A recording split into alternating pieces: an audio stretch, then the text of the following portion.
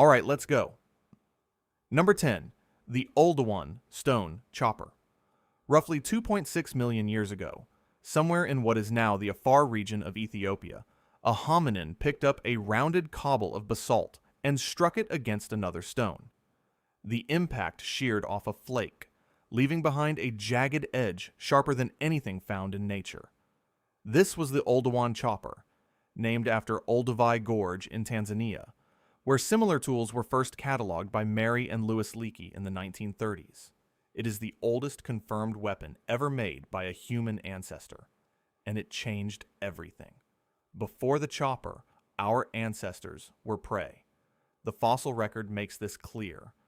Early hominin skulls show puncture wounds that precisely match the canine spacing of leopards.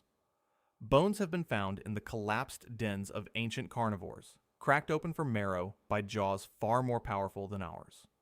For millions of years, the small, slow, clawless primates who would eventually become human existed as a food source for something larger.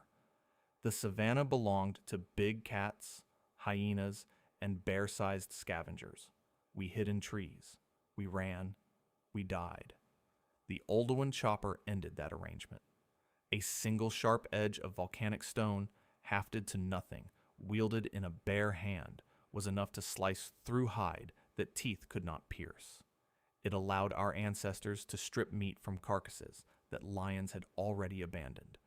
It allowed them to crack open the long bones that no other animal on the savanna could access, releasing the dense, calorie-rich marrow inside. And it allowed them, for the first time, to fight back. A chopper driven into the eye of a predator. A chopper brought down on the skull of a rival. What makes the Oldowan chopper particularly unsettling is what it did to the brain that held it. Within a few 100,000 years of the tool's appearance, hominin brain size began to increase at a rate never before seen in the primate lineage. Cranial capacity nearly doubled over the next 2 million years. The tool was not just changing what our ancestors could kill, it was changing what they were. The act of knapping stone required spatial reasoning, motor control, and the ability to plan several steps ahead. Every generation that could make a better chopper produced more offspring than the generation that could not. The mathematics are absolute. Every human alive today descends from a hominin who held one of these stones. The chopper is the tool that made us, in the most literal sense possible.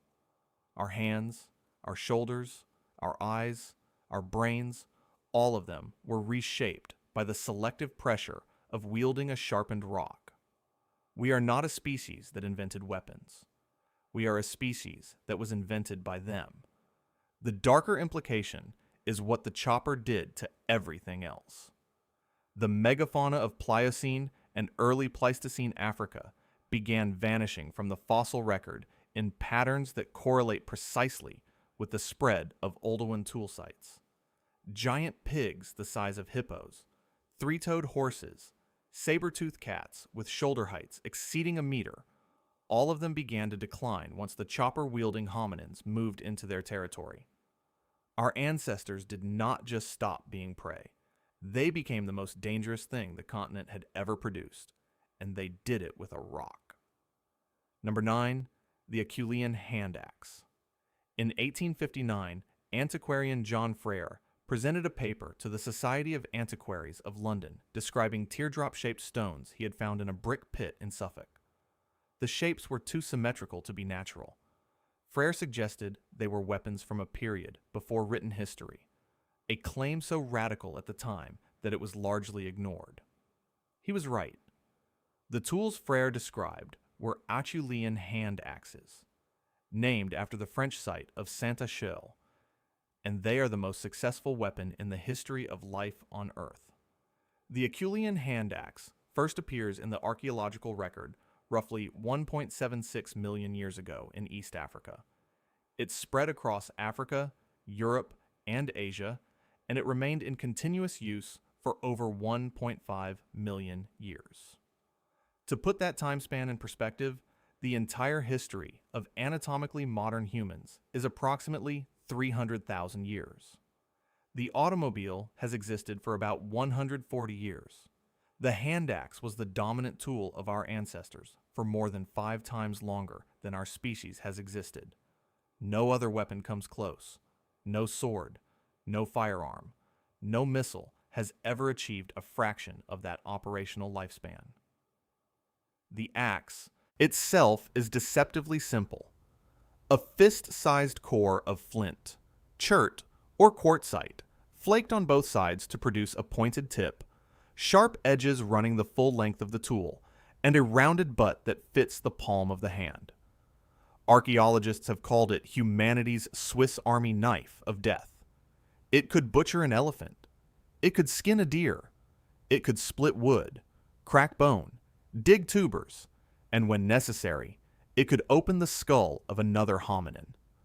The edge geometry is so effective that modern forensic analysis of hand axes has shown they produce cut marks nearly identical to those made by a steel butcher knife. What makes the Acheulean hand axe particularly disturbing is the evidence of what it was used on. The butchery sites associated with these tools are not modest.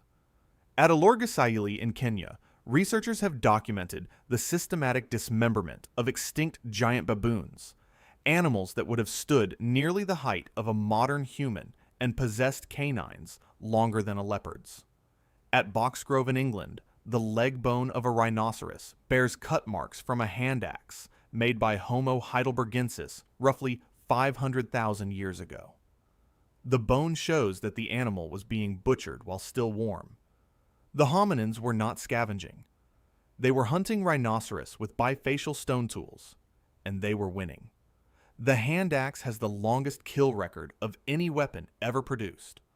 Over 1.5 million years of continuous use, it was employed by at least 4 different hominin species, including Homo erectus, Homo heidelbergensis, and early Neanderthals.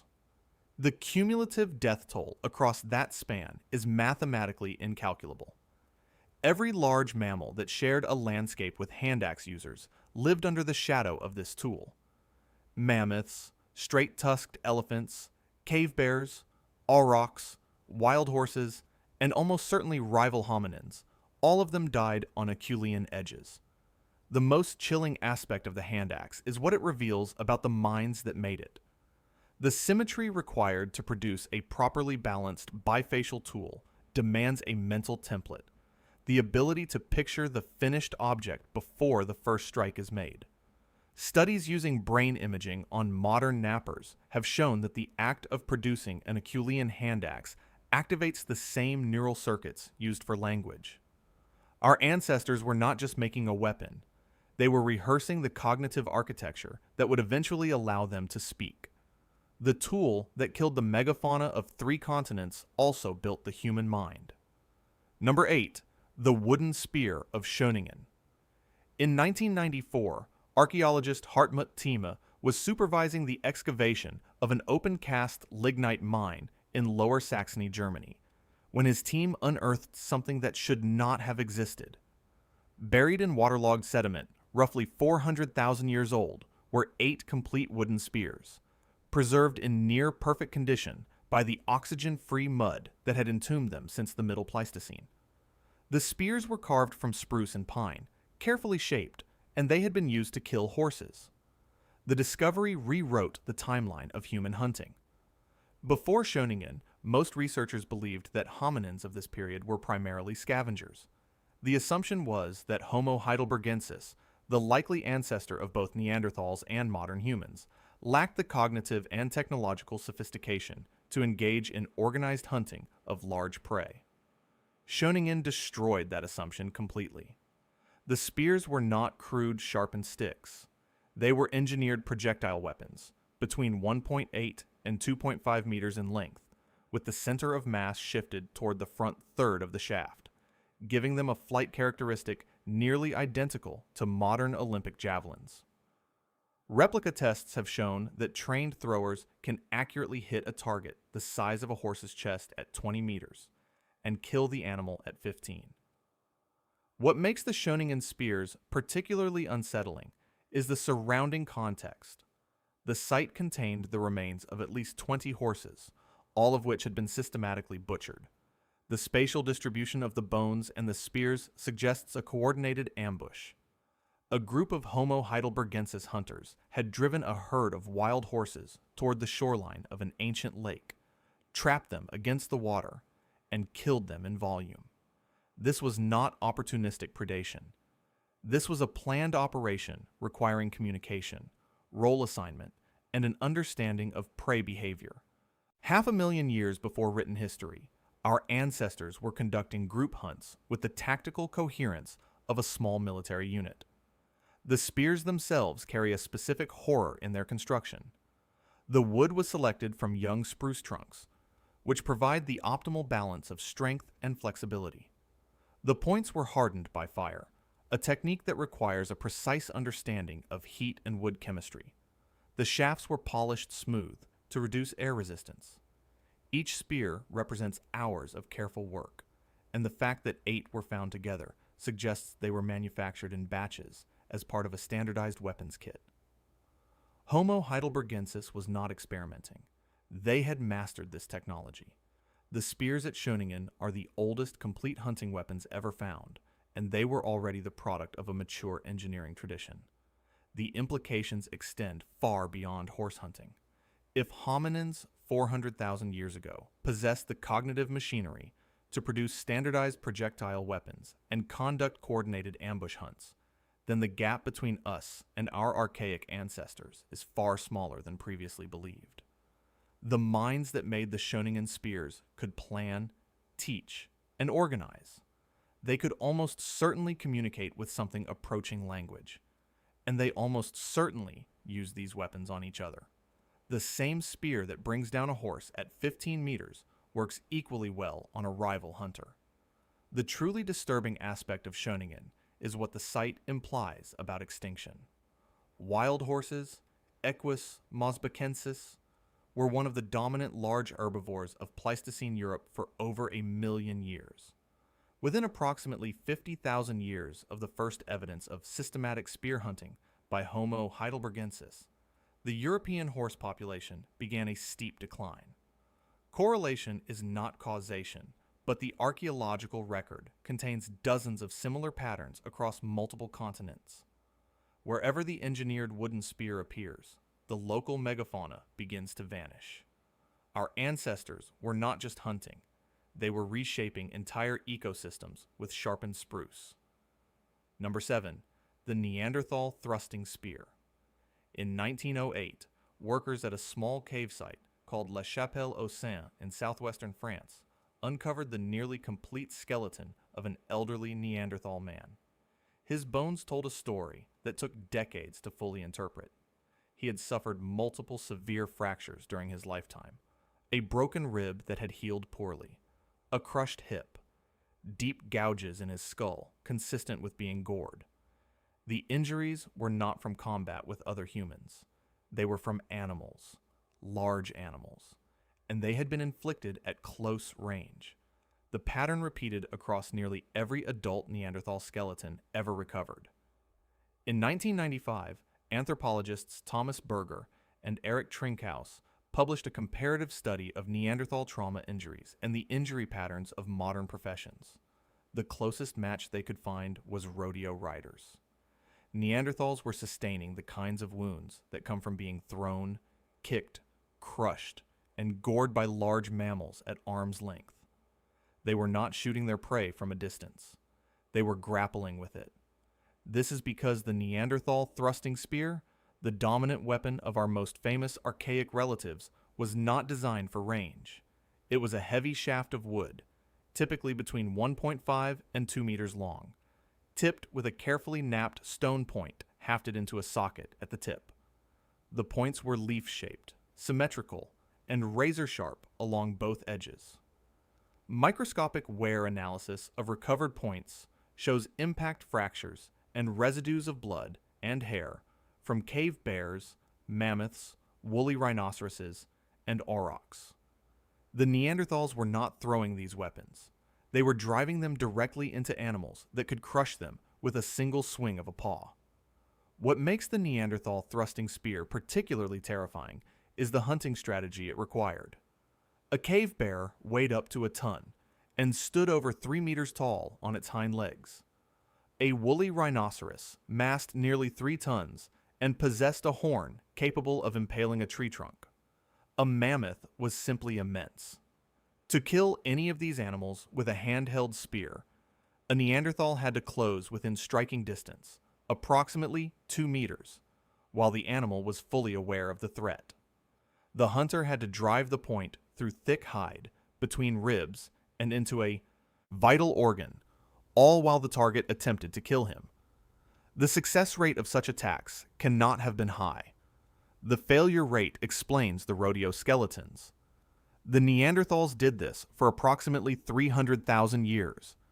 They refined the thrusting spear across that entire span, developing specialized point geometries for different prey, improving the hafting techniques with birch tar adhesive, and passing the manufacturing knowledge through generations. Birch tar, incidentally, is the oldest known synthetic material in human history. Producing it requires heating birch bark to precisely 340 to 400 degrees Celsius in an oxygen-free environment. The Neanderthals mastered this chemistry at least 200,000 years ago. They were not the knuckle-dragging brutes of outdated textbooks. They were master craftsmen who deliberately chose a weapon system that required them to fight their food at contact range. The truly unsettling implication of the Neanderthal thrusting spear is what it reveals about courage. Every major hunt was essentially a coin flip with a dangerous animal.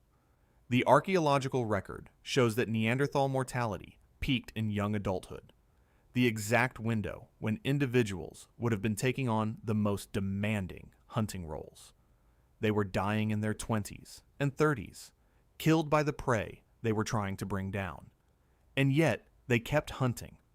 For 300,000 years, they walked into combat with the apex fauna of Ice Age Europe armed with a sharpened stick, and they won often enough to feed their families. When modern humans eventually replaced them, it was not because we were braver. It was because we had invented a way to kill from a distance. Number 6. The atlatl.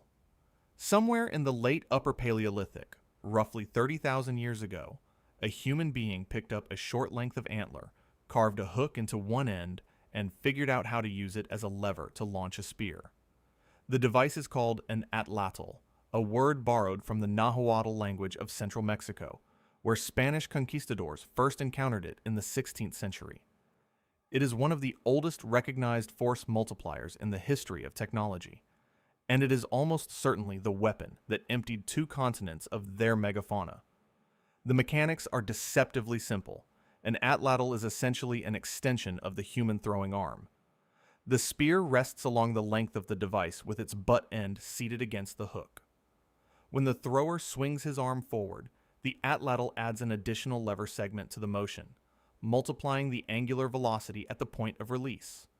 The result is that a properly thrown atlatl dart travels significantly faster and farther than a hand-thrown spear. Modern replica studies have shown that an atlatl can more than triple the effective range of a thrown spear, from approximately 15 meters to over 45, while delivering enough kinetic energy to punch through the hide of a bison at full distance. What makes the atlatl particularly disturbing is the timing of its spread. The device appears in the archaeological record across Eurasia during a period of rapid global cooling, the height of the last glacial maximum. As the ice sheets expanded, human populations moved into new territories carrying this new weapon. Within a few thousand years of the atlatl's spread through a given region, the local population of large mammals began to collapse. In Europe, the woolly rhinoceros and cave bear vanished. In Siberia, the woolly mammoth retreated to isolated island refuges. In the Americas, the arrival of atlatl-equipped humans coincides with the extinction of more than 30 genera of large mammals within a few thousand years, including the mastodon, the giant ground sloth, the American lion, the short-faced bear, and the glyptodon, a car-sized armored mammal that had survived on the continent for millions of years. The pattern is difficult to explain by climate alone. The animals that vanished had survived multiple previous glacial cycles. What was different this time was the weapon. An atlatl dart could kill an adult mammoth from a distance that kept the hunter outside the reach of its tusks. It could bring down a ground sloth without requiring the hunter to grapple with an animal that possessed claws longer than kitchen knives. The atlatl did not just make hunting easier, it removed the natural check on human predation. Every large animal, no matter how powerful, was suddenly killable by a single human being at safe range. The truly terrifying aspect of the atlatl is the efficiency it introduced to human violence. A Neanderthal needed proximity and courage to kill a cave bear. An atlatl user needed only patience and a clear line of sight. The skill ceiling of hunting collapsed. An entire hunting party could saturate a target with darts from multiple angles, layering projectile wounds until the animal bled out at distance. Modern experimental archaeologists using replica atlatls can reliably hit a deer-sized target at 30 meters after only a few months of practice.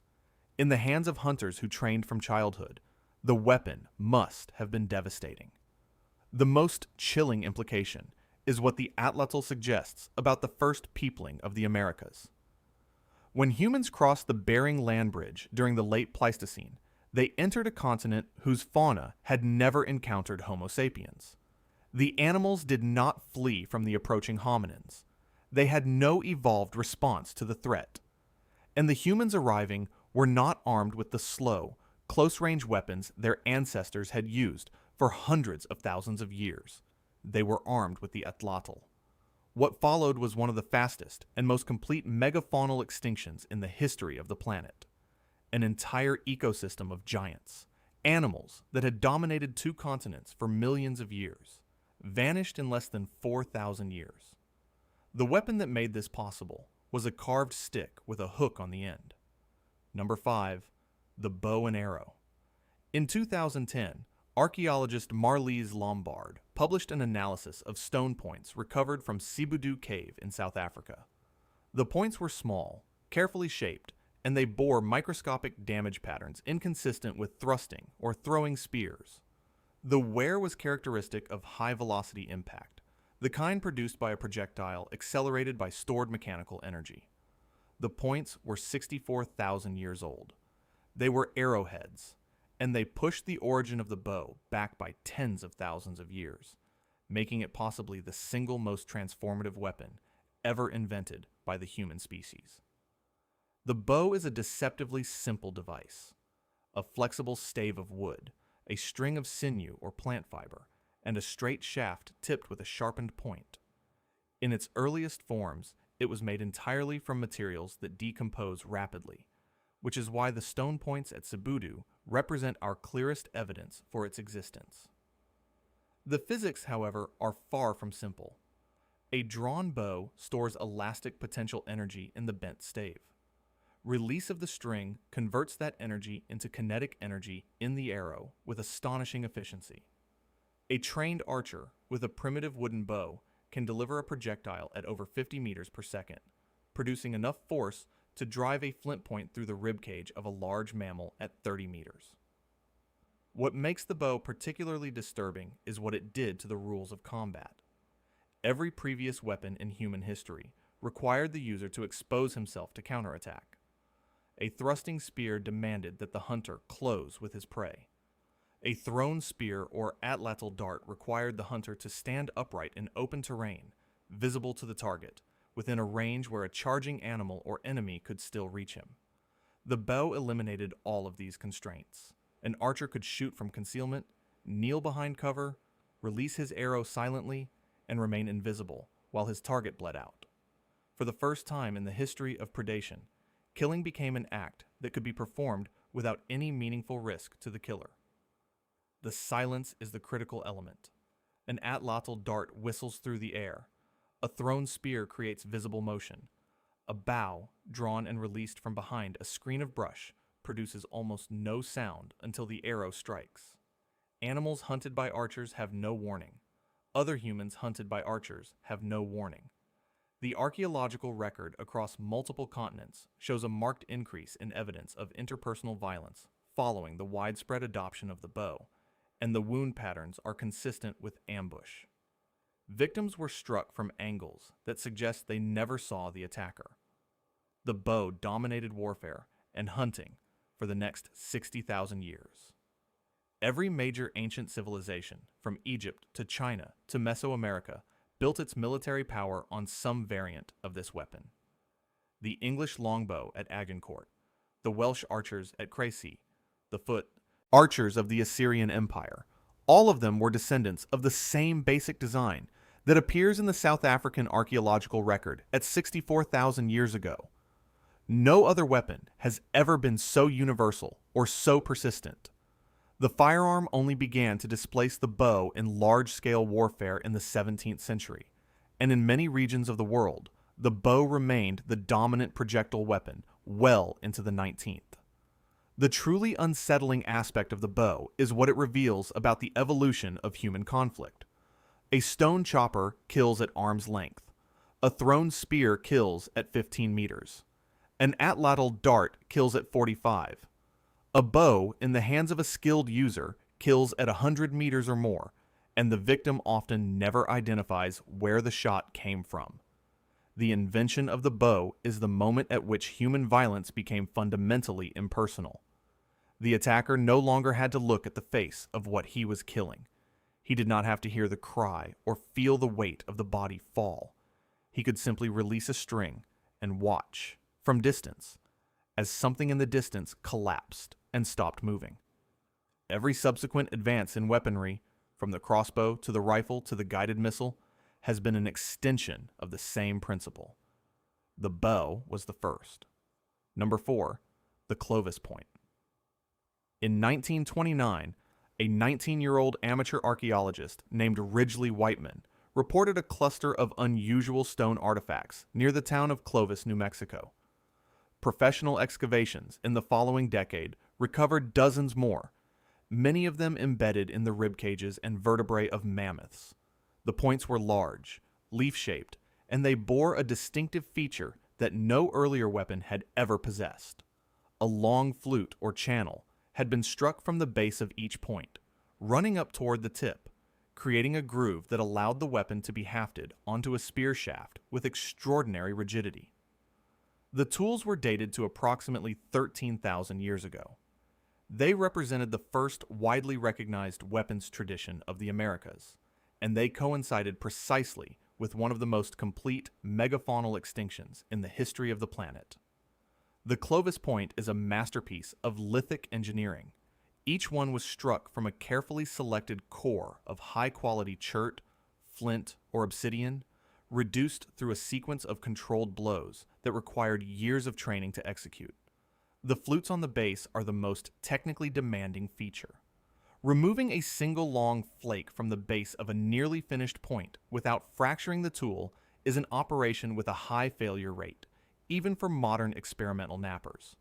The fact that Clovis hunters could produce these points in volume, at sites across the North American continent, implies a level of craft transmission that suggests formal apprenticeship. Stone tool manufacture had become a profession. What makes the Clovis point particularly terrifying is what it was used on. The archaeological record contains dozens of kill sites where Clovis points are found embedded in the remains of megafauna. At the Naco site in Arizona, 8 points were recovered from the skeleton of a single Columbian mammoth. At the Leonard site, 9 mammoths had been killed and butchered in a single event. At the Dent site in Colorado, the remains of at least 15 mammoths were found in association with Clovis tools. These were not opportunistic kills. They were systematic harvesting operations conducted by hunting parties who had mastered the technique of killing the largest land mammals in the Western Hemisphere. The timing is the aspect that unsettles archaeologists most. The Clovis tradition appears in the North American archaeological record at roughly 13,000 years before present. Within approximately 1,000 years of its appearance, 35 genera of large mammals vanish from the continent. The Columbian mammoth, the American mastodon, the giant ground sloth, the short-faced bear, the American lion, the saber-toothed cat, the dire wolf, the glyptodon, the giant beaver, and dozens of others all disappear within the same narrow window. Some researchers argue for a climate-driven extinction. Others point to disease. But the correlation with the arrival of Clovis hunters is too precise to ignore. The animals had survived the entire Pleistocene, including multiple previous glacial cycles. They did not survive contact with the fluted point. The mathematics of the extinction favor human predation. A single hunting party equipped with Clovis points could kill an adult mammoth in a coordinated attack. A mammoth has a gestation period of approximately 22 months and produces one calf at a time. Even a low level of sustained human predation, removing perhaps 4% of the adult population per year, is sufficient to drive a species of that reproductive profile into extinction within a few hundred generations. The animals of North America had no evolved fear response to humans. They did not flee at the scent of a hunting party. They did not recognize the fluted point as a threat. The Clovis hunters walked into a continent full of naive prey and emptied it. The most chilling implication of the Clovis point is the claim made by some archaeologists that these hunters were the first true apex predators of the New World. For millions of years, the top of the North American food chain had been occupied by saber-tooths, short-faced bears, and American lions. Within 1,000 years of the Clovis arrival, all of those species were extinct. The hunters who replaced them did not do it with teeth or claws. They did it with a stone tool ground to a razor edge and hafted with the precision of a machinist. The Clovis point is the moment at which human intelligence, expressed through material culture, first rewrote an entire continental ecosystem, and it was only the beginning. Number 3, the stone-tipped mace and club. In 2012, a team of archaeologists led by Marta Mirazon-Lar began excavating a site called Nataruk on the shore of what was once Lake Turkana in northern Kenya. What they recovered was a mass grave roughly 10,000 years old. The remains of 27 individuals were scattered across a small area, many of them showing signs of violent death. Skulls were fractured by blunt force impacts, consistent with being struck by a heavy club. Several individuals had arrow or spear points still embedded in their bones. One woman was found with her hands bound. The victims included men, women, and children. Nataruk is one of the earliest direct pieces of physical evidence for organized warfare in human history. And the weapons responsible were clubs. The mace and the club are the oldest weapon concepts in human experience. Any heavy object swung with force can crush a skull. The earliest hominin violence almost certainly involved the use of branches, rocks, and bones as bludgeons, and this pattern continues across the entire prehistoric record. What changed during the late Paleolithic and early Mesolithic was the deliberate refinement of the club into a specialized weapon. Hafted stone maces, consisting of a carefully shaped stone head drilled and mounted on a wooden handle, begin appearing in the archaeological record approximately 12,000 years ago. These are not foraging tools. They are not hunting implements. A stone mace has one function, which is to kill another human being by crushing his head. What makes the Nataruk site particularly disturbing is the nature of the violence it documents. The victims were not warriors killed in defense of their homes. The distribution of the bodies suggests that a group of hunter-gatherers was attacked by another group, overwhelmed, and killed in place. The presence of bound hands indicates that at least some of the victims were captured before being executed. The inclusion of women and children rules out a simple hunting accident or territorial skirmish. This was a deliberate attack on a vulnerable population, conducted by organized attackers using purpose-built weapons. 10,000 years ago, in a landscape of fishing camps and gathering territories, human beings were hunting each other in groups. The mace and club carry a specific horror that projectile weapons do not. A bow kills at distance. An atlatl kills at distance. The attacker who uses either of these weapons can maintain a psychological buffer between himself and his victim. A club cannot be used from a distance. To kill with a mace, the attacker must approach within arm's length of the target, swing the weapon with full force, and watch the skull break. The victim often does not die instantly. The archaeological record shows repeated strikes on many Nadaruk skulls, meaning the attackers continued swinging after the first impact had already incapacitated the victim. This is not food acquisition. It is not even combat in the conventional sense. It is the execution of other human beings at close range with a weapon designed for no other purpose. The truly nightmarish aspect of the stone-tipped mace is what it implies about the emergence of organized group violence. Hunter-gatherer societies are often romanticized as peaceful, communal, and egalitarian. The archaeological record tells a different story. Sites like Nataruk, Jebel Sahaba in Sudan, and Schöningen in Germany document systematic intergroup killing across multiple continents and multiple millennia. Wherever human populations reached densities that brought them into competition for territory or resources, the mace and club appear, and mass graves follow. Warfare is not a product of agriculture or civilization. It is older than the plow. It begins with the moment that a stone head, hafted to a wooden shaft, is swung at the skull of another human being. The most unsettling implication of the Nataruk evidence is what it suggests about the continuity of human conflict. The weapon that killed the 27 people at that Kenyan lakeside 10,000 years ago operates on the same physical principle as every club, truncheon, and blunt instrument used in warfare and homicide in the millennia since. The improvements have been incremental. Bronze heads replaced stone. Iron replaced bronze. Steel replaced iron. The basic action, swinging a weighted object into a human head with lethal force, has not changed. The people at Nadaruk were killed with a technology that is still used to kill people today. And the organizational pattern of their deaths, a larger group attacking a smaller one for reasons of territory or dominance, has not changed either. Number 2. The sling.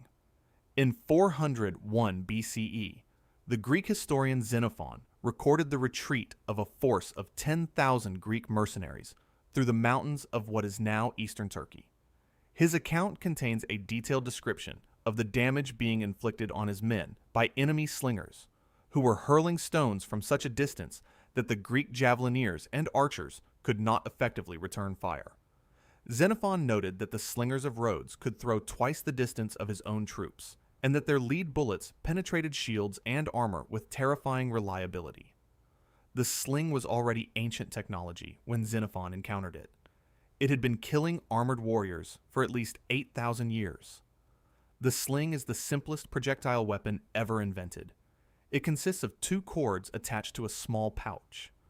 A stone is placed in the pouch. The cords are swung in a circle to build up velocity, and 1 cord is released at the precise moment of maximum angular speed. The projectile is launched on a flat trajectory at velocities that modern chronograph tests have measured in excess of 100 meters per second. Expressed in different terms, a skilled slinger can throw a stone with more muzzle energy than a .44 Magnum revolver. A lead sling bullet, preferred by later ancient armies, concentrates that energy on a surface area small enough to punch through bronze armor. What makes the sling particularly terrifying is how thoroughly it contradicts its own appearance. It looks like nothing, a leather strap with a pouch. It can be carried in a pocket. It makes no sound before release. The projectile is too fast to see in flight. A person struck by a sling bullet often has no idea what hit him or from where. Ancient medical texts contain detailed descriptions of the wounds produced by slings, noting that the impact crushes bone without always breaking skin, producing fatal internal injuries with no visible entry point. Greek physicians developed specialized instruments for extracting sling bullets that had been driven deep into muscle tissue, a procedure that was often impossible to perform without killing the patient. The weapon is also, against intuition, extremely ancient. Evidence for the sling in organized warfare dates back at least 10,000 years. Neolithic sites in the Near East have yielded caches of sling stones, carefully shaped to a standard size and weight, clearly intended as ammunition rather than random projectiles. The city of Çatalhöyük in Anatolia, inhabited roughly 9,000 years ago, contained thousands of baked clay sling bullets. These were not hunting weapons. They were military supplies. The sling was an instrument of organized warfare before the invention of the wheel. The mathematics of the sling defy expectation. A skilled slinger can accurately hit a human-sized target at 150 meters and reach targets at over 400 meters with reduced accuracy. This is longer than the effective range of most ancient bows. The velocity at impact is sufficient to shatter long bones and crack skulls through helmets, and the ammunition is infinitely renewable. Unlike arrows, which require careful manufacture, sling stones can be picked up from any riverbed. A slinger equipped with a leather strap and a pile of river pebbles is a sustained military threat who cannot be disarmed by depriving him of ammunition. The truly unsettling aspect of the sling is its persistence in warfare. The Balearic slingers of the Roman Empire were among the most feared missile troops in the ancient world, serving as auxiliaries in Roman legions well into the 2nd century. Inca slingers used the weapon against Spanish conquistadors in the 16th century, occasionally knocking mounted armored cavalrymen from their horses with single shots. Sling stones have been recovered from battlefields dating from the Neolithic to the Napoleonic Wars. The biblical account of David killing Goliath is not a metaphor. It is a technically accurate description of what a trained slinger can do to an armored opponent. The weapon that a shepherd boy used to kill a giant was the same weapon that killed armored professionals for the next 8,000 years. Number 1. The composite bow. Sometime around 3000 BCE, on the open grasslands of Central Asia, a craftsman solved a problem that had limited the bow for 60,000 years. A simple wooden bow, however well made, has a physical ceiling. It can only store as much energy as the wood itself can bend without breaking. The craftsman's solution was to build a bow from multiple materials, each selected for a specific mechanical property. Wood formed the core of the stave. Animal horn, glued to the belly of the bow, provided compression strength. Sinew, laminated to the back, provided tension strength. The three materials, bonded together with fish or hide glue, produced a weapon that stored 3 times the energy of a simple wooden bow in a shorter, more portable form. This was the composite bow. It is arguably the weapon that ended prehistory. The composite bow is a triumph of material engineering that predates the invention of writing in most of the world. Each component requires specialized preparation. Horn must be heated, flattened, and aged. Sinew must be stripped from the leg and back muscles of large animals, dried, pounded, and separated into fibers. The wooden core must be selected from specific species and cured for months. The glue must be cooked from connective tissue to an exact consistency. The assembly process takes a skilled bowyer approximately 1 year, and the finished weapon must then be allowed to rest and stabilize for another year before use. A composite bow is the product of a 2-year manufacturing process conducted by a trained specialist. What makes the composite bow particularly transformative is that it can be used from horseback. A simple wooden bow, long enough to generate lethal force, is too long to shoot effectively from the saddle. The composite design allows a full-power bow to be built short enough to clear a horse's neck and body on either side. This capability, combined with the domestication of the horse, produced a military revolution. The mounted archer became the dominant battlefield unit of the Eurasian steppe for the next 4,000 years. from the Scythians of the Iron Age to the Mongol armies of the 13th century. Empires rose and fell on the basis of who could field more composite bows mounted on faster horses. The scale of what this weapon enabled is difficult to overstate. The Mongol conquests of the 13th century, which at their peak controlled the largest contiguous land empire in human history, were conducted by armies composed almost entirely of composite, bow-armed horsemen. The Scythians used the weapon to dominate the Eurasian steppe for 1,000 years. The Huns used it to destroy the Western Roman Empire. The Parthians used it to stop the eastward expansion of Rome at Carrhae in 53 BCE, where a Parthian mounted archer force annihilated a Roman legion through sustained missile fire that the legionaries could neither approach nor escape. Every civilization that faced the composite bow without possessing one itself was eventually conquered, converted, or destroyed. The truly terrifying aspect of the composite bow is the asymmetry it introduced into warfare. A mounted archer equipped with a composite bow could engage infantry or other unmounted troops at ranges they could not return fire, circle their formation to attack from multiple angles, and withdraw faster than pursuit could be organized. The Parthian shot, a technique of firing backwards over the horse's rear while at full gallop, allowed the archer to continue killing while retreating. For most of recorded history, no weapon system could reliably counter this combination. The mounted composite archer was the apex predator of pre-modern warfare, and his dominance lasted until the widespread adoption of the matchlock firearm in the 16th century. The most chilling implication of the composite bow is what it did to the boundary between prehistory and history itself.